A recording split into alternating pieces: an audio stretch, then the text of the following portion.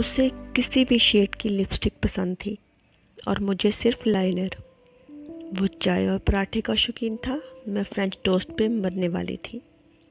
اسے fast music پسند تھا اور میں نصرت صاحب کے سروں پہ سر دھرنے والی تھی۔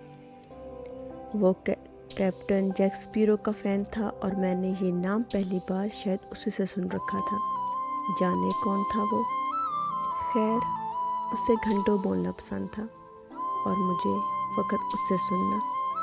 وہ سگریٹ کے دھوئیں کا شیدائی تھا اور میں ڈارک چاکلیٹ پہ مر مٹنے والی تھی۔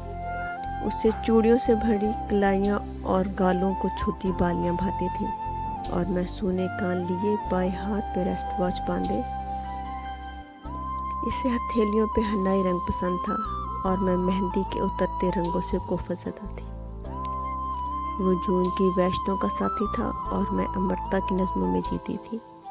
وہ حقیقت شناس تھا اور میں ناولوں کے خمار میں ڈوبی۔ وہ روشنیوں کے شہر کا چمکتا دمکتا ستارہ تھا اور میں فرید نگر کی گلیوں کی اداس بنجارن۔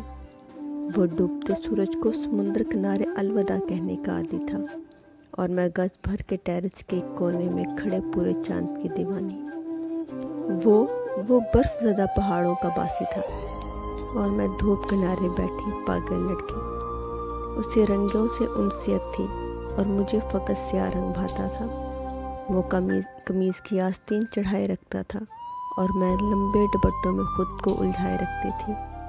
وہ بولتا تو اس کی بھوری آنکھیں کلام کرتی تھیں اور میں اس کے سامنے جیسے بولنا بھول جاتی تھی۔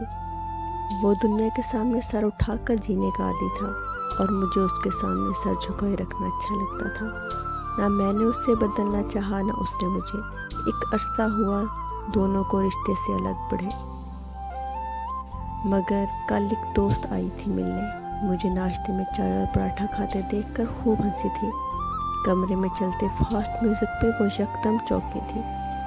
وہ کچھ کہتی کہ میرے ہاتھوں میں کھنکتی سرخ چوڑیاں اور کانوں میں ہلکوتے لیتی بالیاں مجھ سے پہلے بول اٹھی تھی۔